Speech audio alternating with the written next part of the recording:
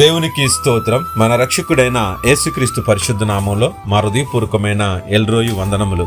మీరు చేయు పనిలోను ప్రయత్నములోను ఈ దినమంతా దేవుడు తోడైండి నడిపించును గాక. ఈరోజు దేవుని వాగ్దానము కీర్తన గ్రంథము 111వ కీర్తన 10వ వాక్యం. యెహోవా యందలి భయము జ్ఞానమునకు మూలము.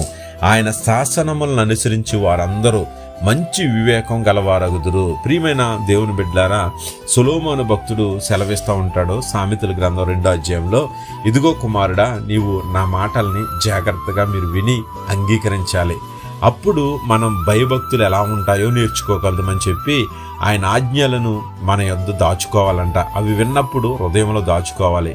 జ్ఞానమునకు చెవియొగ్గి హృదయపూర్వకంగా ఆ వివేచన కలిగిన మాటల్ని మనం అభ్యసిస్తూ దానికోసం జాగ్రత్తగా వినాలంట. విన్న వాటి కోసం, తెలివి కోసం మనం దేవుణ్ణి ప్రార్థించుకోవాలి. వివేచన కోసం ప్రార్థించాలి.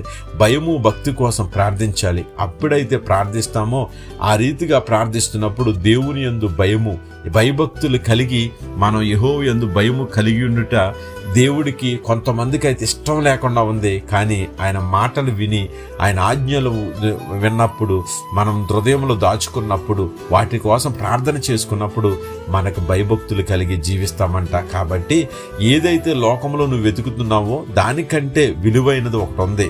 కాబట్టి వెండిని వెతికినట్లు దాన్ని వెతికితే, వాక్యాన్ని వెతికితే, మనం దాచబడిన ధనమును వెతికినట్లు వాక్యాన్ని వెతికితే అప్పుడు భయభక్తులు కలిగి మనం జీవించగలుగుతాం.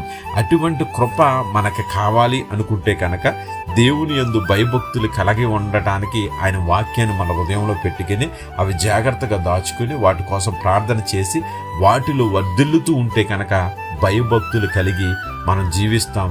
అనేక మందిని దేవుని మందిరానికి నడిపించగలుగుతాం. కాబట్టి యెహోవా యందు భయభక్తులు కలిగి ఉంటే ఏ కొదువు కూడా ఉండదు. ఏది కూడా ఈ లోకంలో లోటు లేకుండా సమస్తాన్ని అనుగ్రహిస్తాడు. అట్టి కృప దేవుడు మనందరికి దయచేసి భయభక్తులతో నడిపించును గాక. ఆమేన్.